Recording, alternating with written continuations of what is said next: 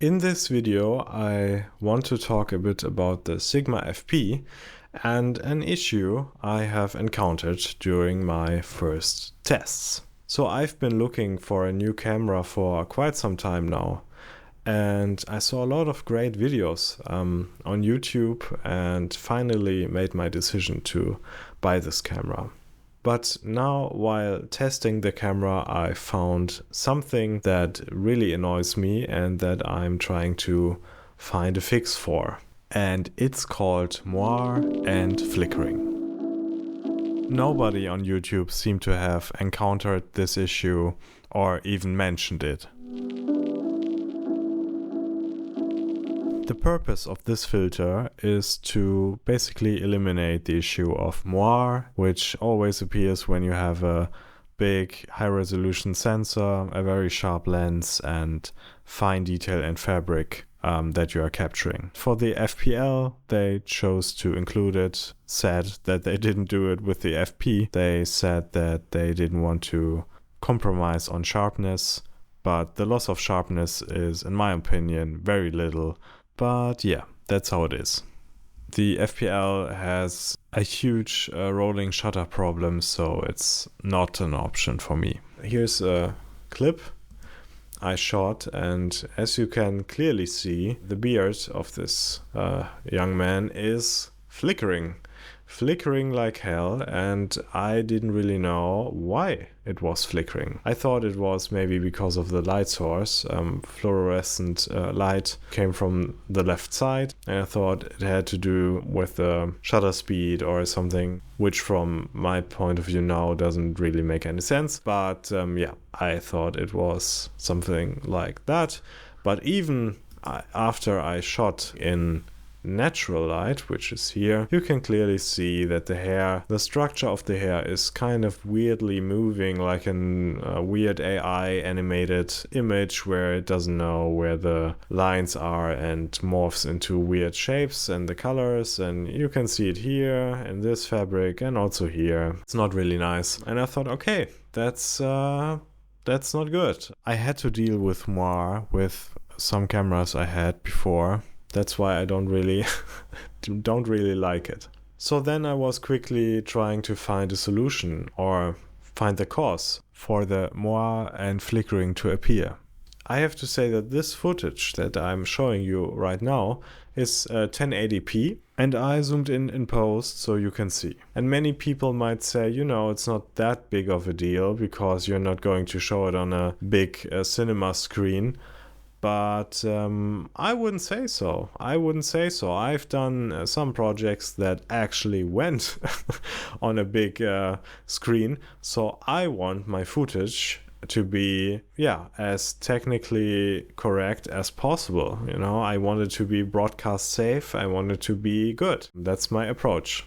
So this is not an option for me, to fix it in post or something. I've done that too many times with too many cameras, and it's a pain in the, and it looks like crap. So I thought, okay, where does the issue come from? As I mentioned earlier, I filmed this in 1080p, and I thought, maybe it's not good, to film in 1080p, because if you have a sensor that normally would put out 4K and then you say, hey, internally, please make it 1080p, so it has to push all this information in a little box, I thought, that's maybe not good. So I did some 4K tests, which I can show you right now.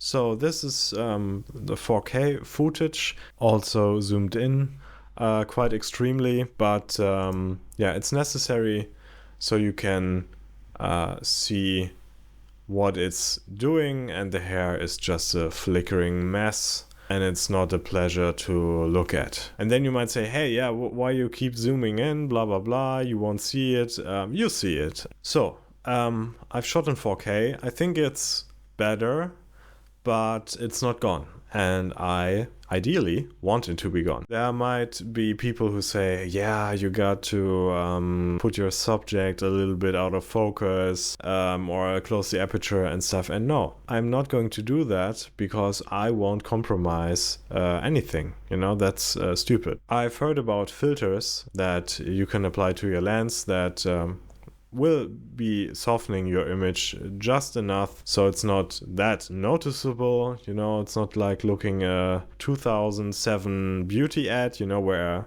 the face of the model is kind of a blurry mess.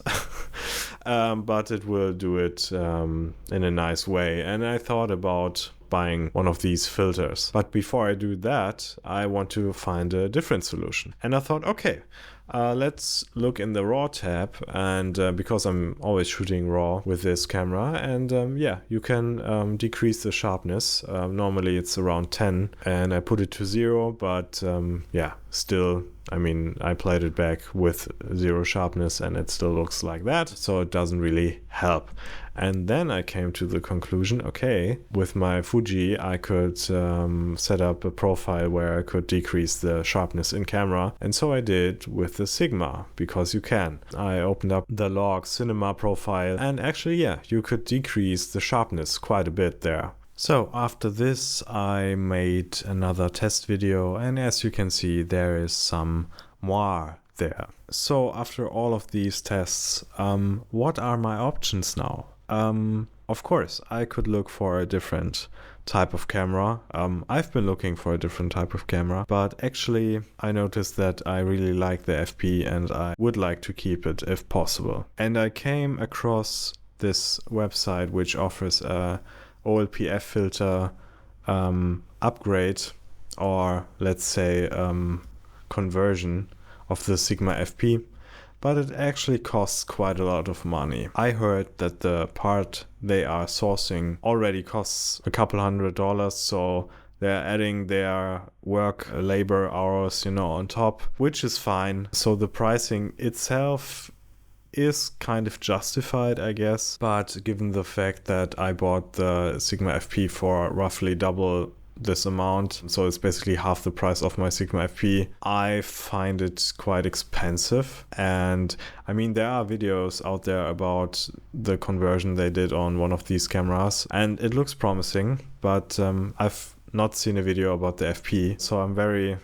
you know, reluctant to pay that kind of money and to test it out. So I don't know what I'm going to do. I would say let's wait and see what happens, and yeah, I hope you tune in for the next video that hopefully finds a solution, or yeah, it's me getting a new camera. I don't know. Let's see. Have a great time.